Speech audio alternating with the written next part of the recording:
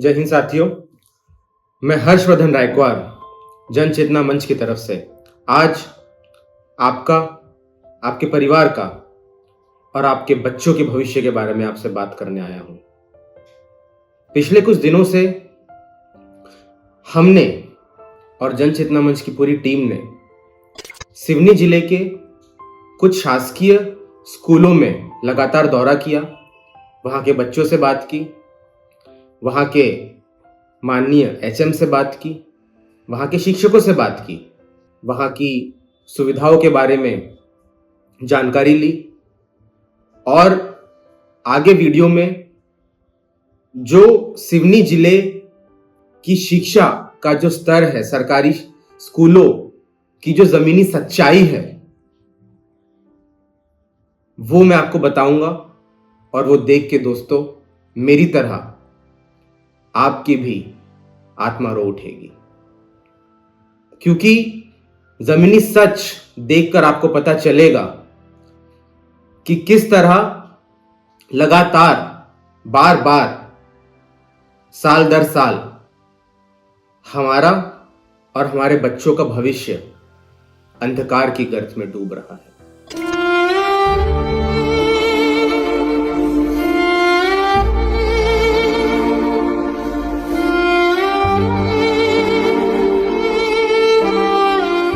बाबा साहेब आंबेडकर ने हमें कहा था कि be educated, be organised and be agitated. सीखो, संगठित रहो और संघर्ष करो। लेकिन सबसे पहली बात जो हमने कही थी वो था सीखो, क्योंकि दोस्तों वो शिक्षा ही तो है जो एक परिवार को गरीबी से निकालकर मध्यम वर्ग में ले जाती है।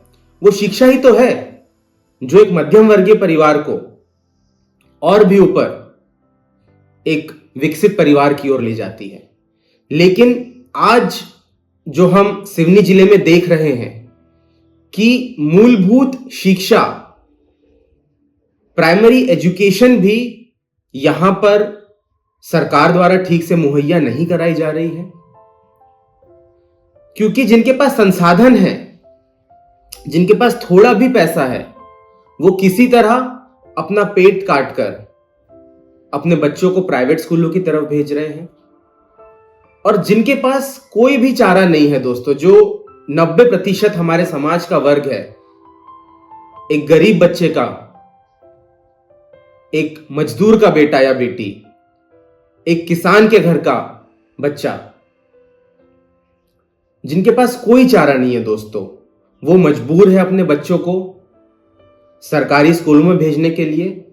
और वहां पर कैसी पढ़ाई हो रही है? क्या सही में बच्चे सीख रहे हैं? क्या वहां पर ठीक से पढ़ाई हो रही है? क्या वहां पर ठीक से उनको सारी सुविधाएं जो आज 2024 में इस भारत देश के एक सामान्य नागरिक के बच्चे को मिलना चाहिए, वो क्या उन्हें मिल रहा है? और इस पूरी घटना में किसका हाथ है? किसको हम आरोपी ठहराएं? कहां पर हम गुहार लगाएं ताकि हमारे बच्चों को एक अच्छा भविष्य मिल सके?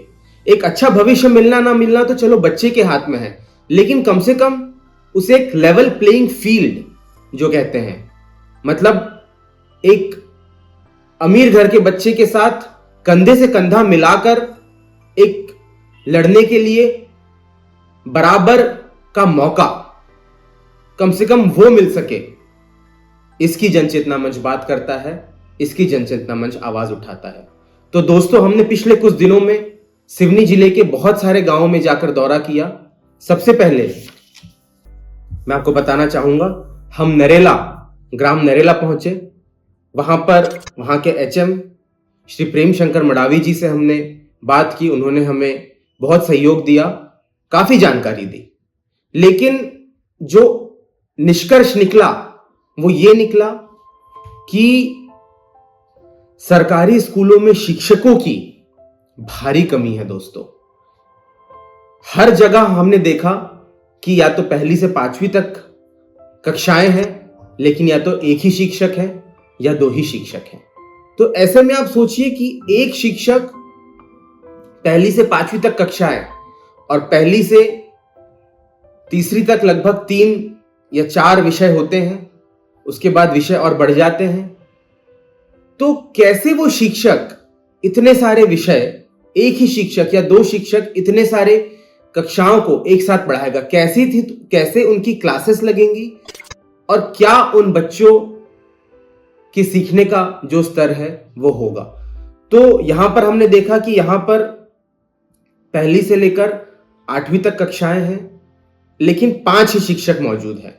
और एक बहुत अच्छी कहे या बुरी कहे मुझे नहीं पता, लेकिन जो बात देखी कि वहां पे जो नरेला ग्राम की 2 महिलाएं निशुल्क वहां के बच्चों को पढ़ा रही है दोस्तों।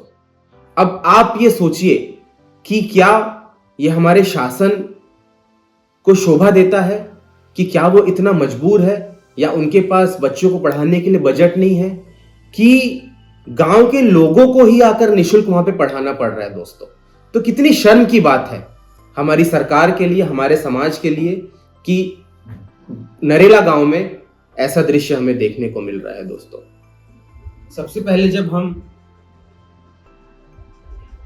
स्कूलों का दौरा करने निकले तो रास्ते में ही हमारी मुलाकात एक प्यारी सी बच्ची किरण विश्वकर्मा से हुई। किरण की कहानी और उनकी सच्चाई क्या है मैं आपको दिखाता हूँ। आइए। जय हिंद साथियों। तो आज हम निकले थे सिवनी के कुछ सरकारी स्कूलों में, जैसा कि हमने आपको कहा कि हम उनकी सच्चाई आपको बताने आए हैं और वहाँ पे हम दौरा करने निकले थे। तो रास्ते में ही हमें एक प्यारी सी बच्ची मिली, किरण विश्वकर्मा। अभी हम उनके घर के सामने ही खड़े हैं।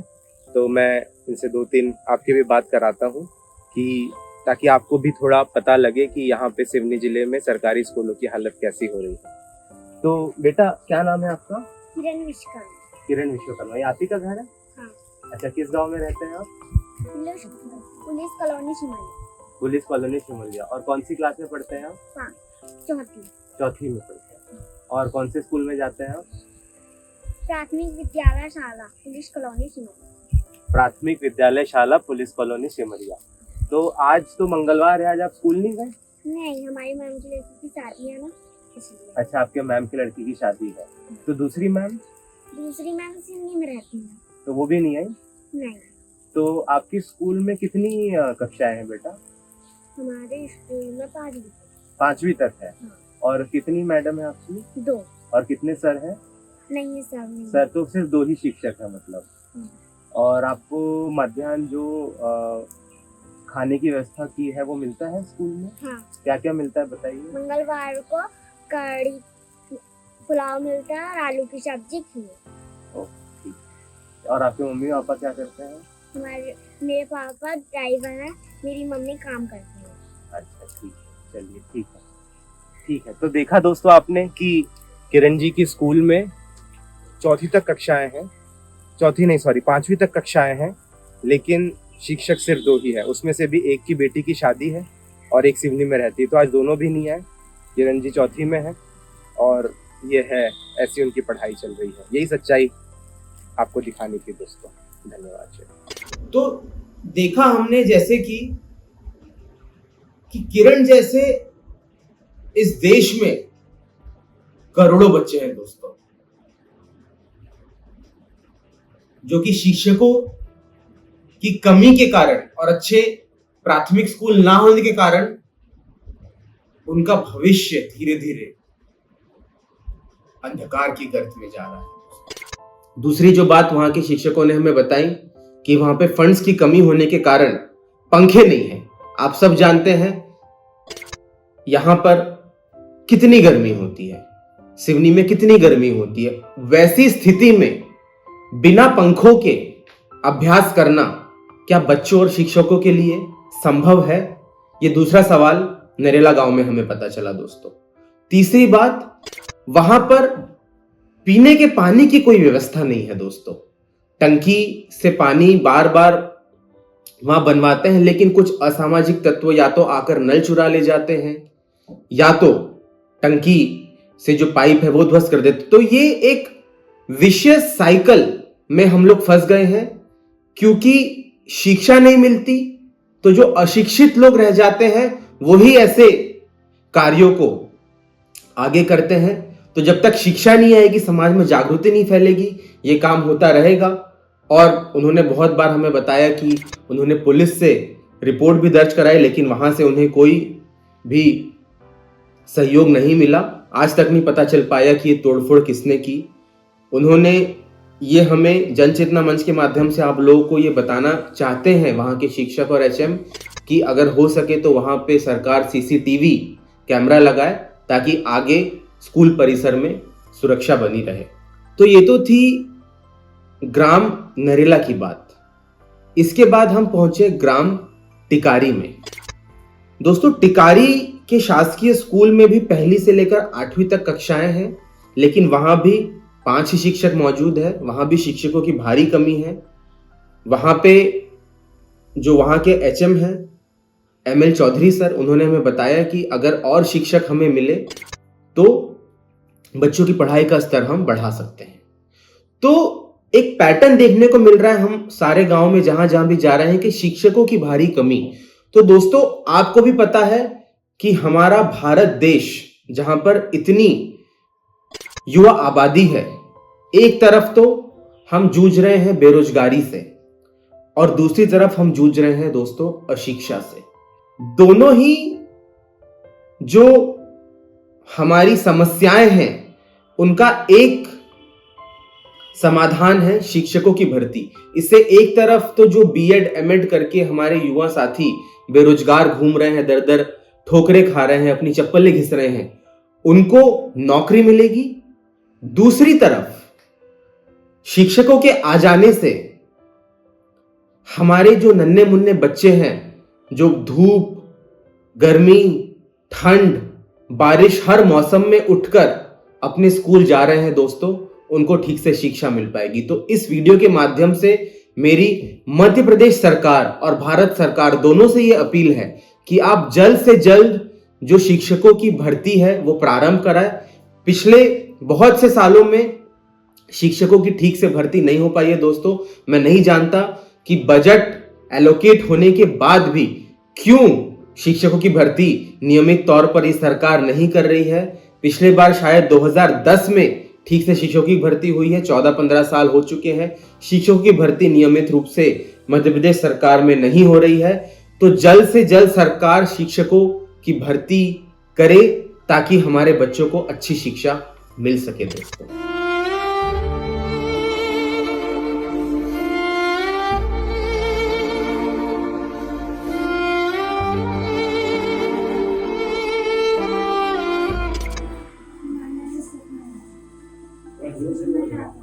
आप क्या बनना चाहते हैं? पुलिस? पुलिस में जाना है? अरे वाह।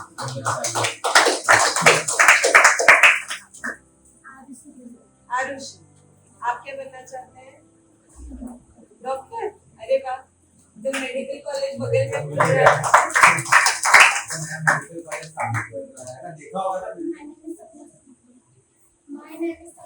सपना, आप क्या बनना चाहते हैं? डॉक्टर? Very good. जय हिंद साथियों। किरण जी के घर के बाहर ही हमें 2 छोटे छोटे बच्चे और मिल गए। क्या नाम है बेटा आपका? कृतिका बघेल। कृतिका बघेल। और आपका क्या? वंश यादव। कृतिका बघेल जी और वंश यादव। आप कौन सी कक्षा में हैं? 4th कक्षा में। आप कौन सी कक्षा में हैं? 3rd में।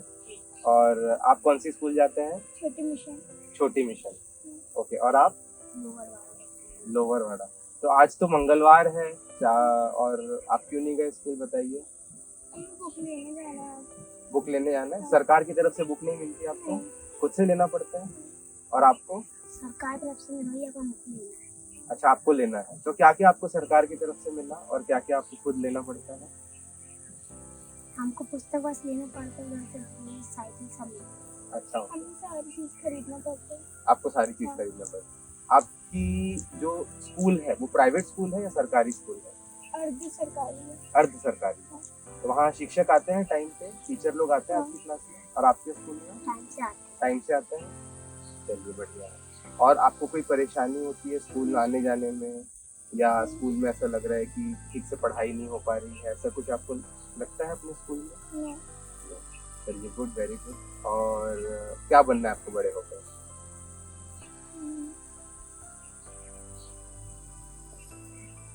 बताइए बताइए, सोच के बताइए। कुछ तो सोचा होगा, क्या बनना है? पुलिस में भर्ती होना है? अरे वाह बढ़िया, बहुत बढ़िया टारगेट है। आपको क्या बनना है बड़े होकर?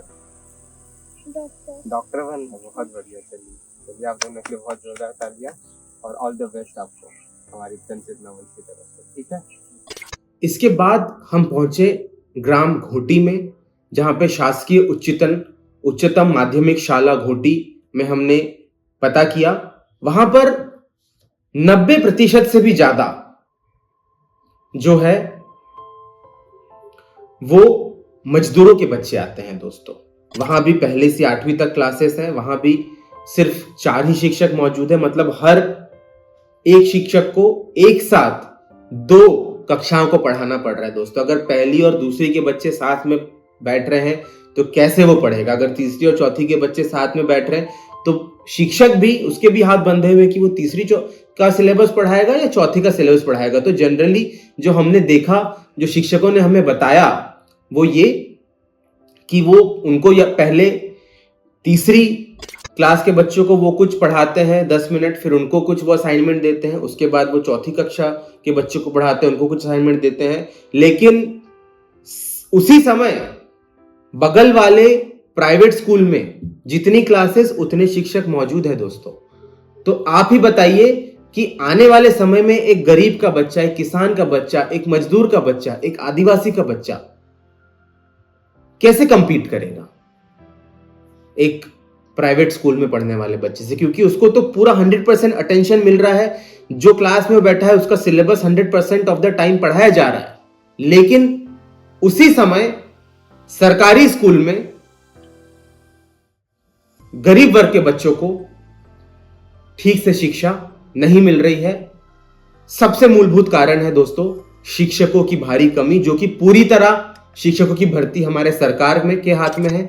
इसमें कोई भी बजटरी कंस्ट्रेंट भी नहीं है, बजट भी मौजूद है। चाहिए तो सिर्फ काम करने की नीयत और हमारे बच्चों के भविष्य की चिंता। अगर ये 2 चीज सरकार को हो जाए तो हम बिल्कुल शिक्षकों की भर्ती करके सरकारी स्कूलों का स्तर बढ़ा सकते हैं दोस्तों। घोटी के बाद हम ग्राम दिघोरी गए, वहां पे हमने बात करी। उसके बाद हम ग्राम कोहका गए, वहां पर हमने बात करी। उसके बाद हम गांव कंडीपार गए और बहुत सारे गांव हमने गए दोस्तों। लेकिन हर जगह अगर पहली से 8वीं तक कक्षाएं हैं तो 3 या 4 ही शिक्षक मौजूद है। अगर पहली से 5वीं तक कक्षाएं हैं तो 2 ही शिक्षक हमें दिखे वहां पर दोस्तों। टेम्पररी बेसिस पर भी शिक्षक वहां मौजूद नहीं थे।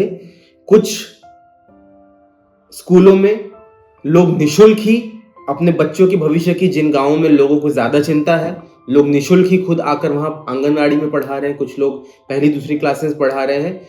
तो ये एक बहुत बड़ा सवाल उठाता है हमारे सामने कि क्यों सरकार शिक्षकों की भर्ती नहीं कर रही है, क्यों उन्हें साल दर साल अगर हम देखें तो जो एडमिशन का रेट है सरकारी स्कूलों में वो साल दर साल गिर रहा है दोस्तों। और इस साल सबसे चौंकाने वाली बात जो हमें पता चली वो ये कि न्यू एजुकेशन पॉलिसी जो 2020 में सरकार ने बनाई थी, 2024 में पूरी तरह उसको लागू कर दिया गया है। इसके चलते दोस्तों ये हुआ है कि सरकार ने साफ आदेश जारी किए हैं, मध्य प्रदेश सरकार ने, कि 1 अप्रैल 2024 को जिस किसी बच्चे की उम्र 6 साल नहीं हुई है उसको पहली कक्षा में एडमिशन नहीं मिलेगा। आप गौर कीजिए कितनी गंभीर बात है ये। अगर वो 5 साल 364 दिन का भी है 1 अप्रैल 2024 को, तो उसको पहली कक्षा में एडमिशन नहीं मिलेगा। तो आप खुद सोचिए कि उस बच्चे के माता पिता तो 1 साल नहीं रुकेंगे, उसकी तो उम्र निकली जा रही है, वो तो रेस में पिछड़ जाएगा। तो जाहिर सी बात है कि उन्होंने उनका एडमिशन बगल वाली प्राइवेट स्कूल में करा दिया। तो इस साल आप भी जाकर देखिए बाहर अपने गांव की सरकारी स्कूलों में और पूछिए वहां की पहली क्लास में कितने एडमिशन हुए हैं। ज्यादातर गांव में जहां हम गए पहली क्लास में दोस्तों 0 एडमिशन हुए हैं। जो किसी बच्चे का किसी कारणवश छूट गया तो 1 या 2 गांव में हमें पता चला कि एक आध बच्चे का एडमिशन वहां हुआ है। लेकिन आप देखिए कि किस तरह ये पॉलिसी इंप्लीमेंट की दोस्तों सरकार ने, कि धीरे धीरे सरकारी स्कूल बंद करने का काम कर रही है हमारी सरकार, क्योंकि पहली क्लास में एडमिशन ही नहीं है इस साल। तो अगले साल दूसरी क्लास खाली रहेगी, अगले साल तीसरी, और जिस बच्चे का एक बार प्राइवेट में एडमिशन हो गया वो तो वापस नहीं आएगा सरकारी स्कूल में, क्योंकि उन्हें तो पता है यहां पे शिक्षकों की कमी है, यहां पे पीने के पानी की कमी है, यहां पे तो ठीक से उसे शिक्षा नहीं मिल रही है। तो किसी तरह कर्ज लेकर गरीबी में डूबकर भी एक आम नागरिक अपने बच्चे को मजबूर हो गया प्राइवेट स्कूल में एडमिशन दिलाने के लिए दोस्तों। तो सोची समझी चाल कहें या सरकार की नाकामी कहें, मैं नहीं जानता कि ये क्या है, लेकिन अंत में जो इस न्यू एजुकेशन पॉलिसी 2020 का जो शिकार बन रहा है वो एक गरीब परिवार बन रहा है दोस्तों। बिल्कुल मैं आपसे ग्राउंड पे जाके ग्राउंड की बात कर रहा हूं, और इतनी बड़ी बात हो गई कि पूरे मध्य प्रदेश और मुझे लगता है कि पूरे भारतवर्ष की जो सरकारी स्कूलों में जहां जहां न्यू एजुकेशन पॉलिसी इंप्लीमेंट हुई है वहां पे पहली क्लास में एडमिशन ही नहीं हुआ इस साल। अगले साल दूसरी क्लास खाली रहेगी, अगले साल तीसरी, और एडमिशन रेट भी धीरे धीरे बहुत कम हो रहा है दोस्तों। पूरे स्कूल में लगभग 30, अगर पहली से 5वीं तक कक्षाएं हैं तो लगभग 30 बच्चे पढ़ रहे हैं, 35 बच्चे पढ़ रहे हैं। पहली से 8वीं तक कक्षाएं हैं तो लगभग 60-70 बच्चे पढ़ रहे हैं। हर क्लास में लगभग 10 से भी कम बच्चे पढ़ रहे हैं दोस्तों, जबकि वहां पे जनसंख्या है, वहां पे आबादी है, वहां पे बच्चे हैं, लेकिन सारे बच्चे धीरे धीरे, जिस तरह धीरे धीरे सरकार हर एक सेक्टर का निजीकरण कर रही है, तो ये न्यू एजुकेशन पॉलिसी लाके सरकार शिक्षा, जो सबसे जरूरी चीज है, जो सरकार को अपने हाथ में रखनी चाहिए, उसका निजीकरण कर रही है। आप देख सकते हैं कि 12वीं के बाद या 10वीं के बाद तो हर बच्चा चाहता है कि वो सरकारी स्कूल, सरकारी कॉलेज में पढ़े, IIT में पढ़े, एम्स में पढ़े। हमने पूछा वहां पे बच्चों को, हमने पूछा 10 साल 11 साल के छोटे छोटे बच्चे हैं, हमने पूछा आप क्या बनना चाहते हैं। किसी ने कहा पुलिस, किसी ने कहा हम सेना के जवान बनना चाहते हैं, किसी ने कहा हम डॉक्टर बनना चाहते हैं। बच्चियों ने कहा, ज्यादातर बच्चियों का सपना है कि हम डॉक्टर बनना चाहते हैं। पुलिस बन के क्या करोगी बेटा?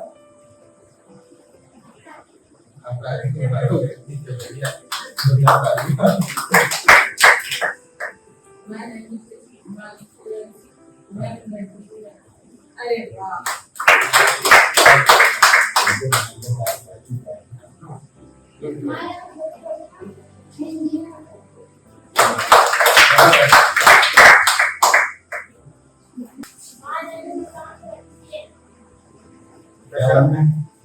निशान क्या बोला निशान को?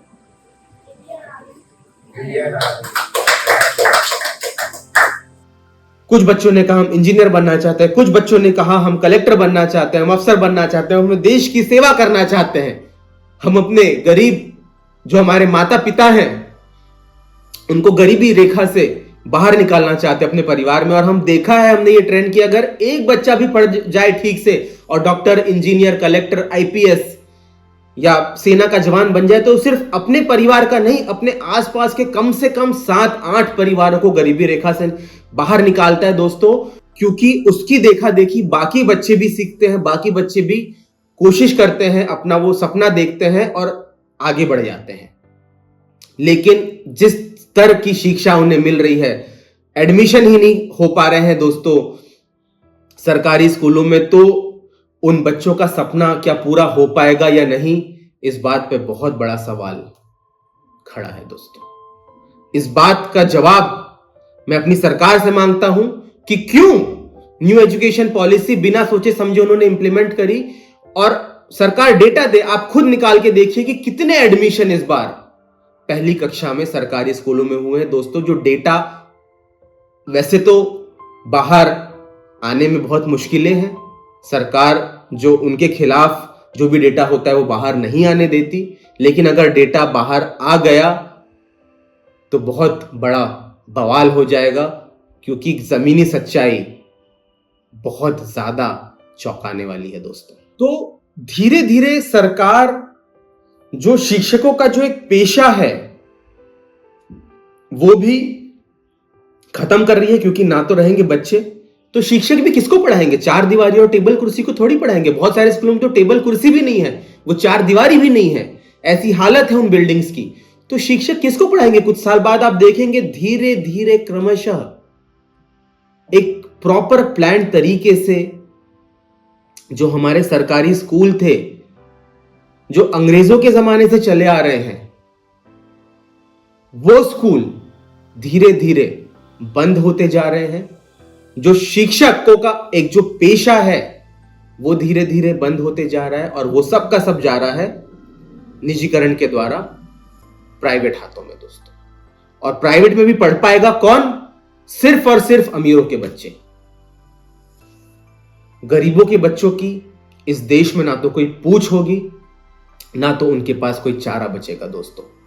अगर आज इस वीडियो के माध्यम से अगर आप सिवनी जिले में हैं, या मध्य प्रदेश के किसी भी कोने में, या इस देश के किसी भी कोने में अगर आप हैं और आप मेरा वीडियो देख रहे हैं, तो आज मैं आपको यह संदेश देना चाहता हूं कि आज अगर हमने संगठित होकर आवाज नहीं उठाई तो धीरे धीरे हमारे देश का भविष्य अंधकार की गर्त में चला जाएगा।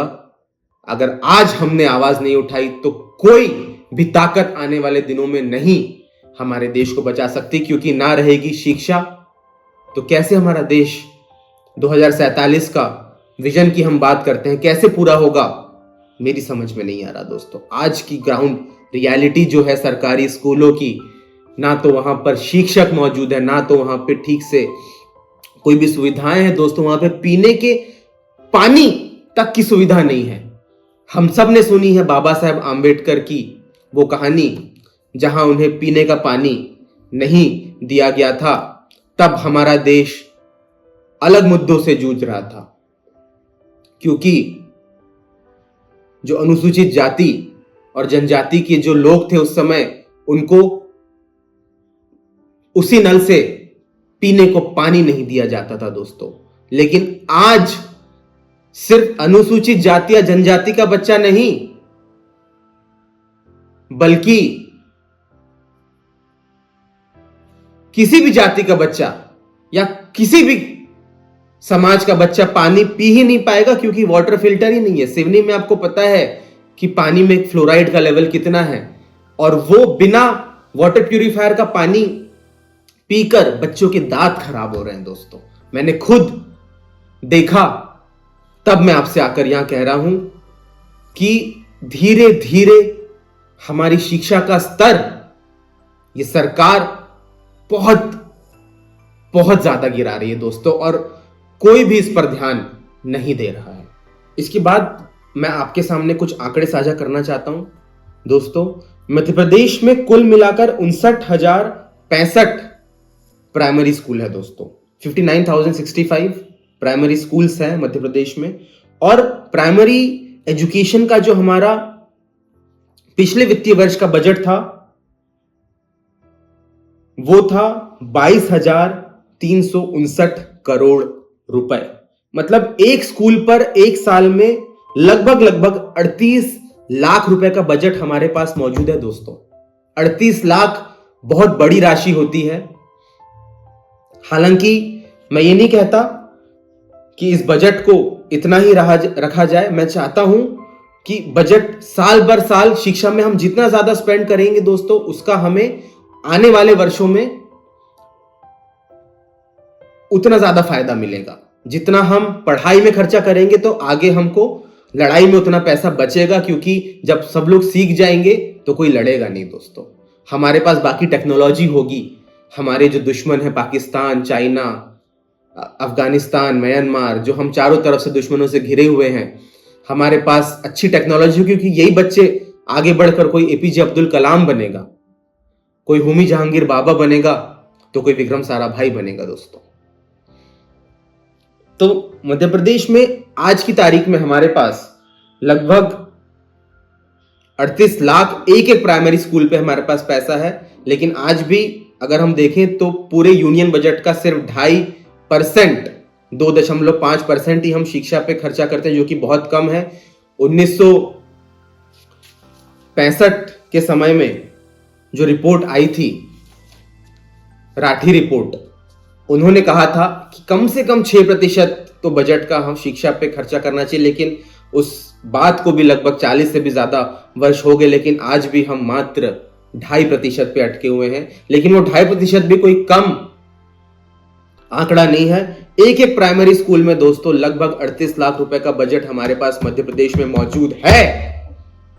तो मैं सरकार से ये पूछना चाहता हूं कि ये 38 लाख रुपए कहां खर्च हो रहे हैं, क्योंकि आप किसी भी गांव के किसी भी प्राइमरी स्कूल में चले जाइए, आपको देखकर लगेगा ही नहीं कि एक साल में 38 लाख रुपए वहां खर्चा हो रहे हैं।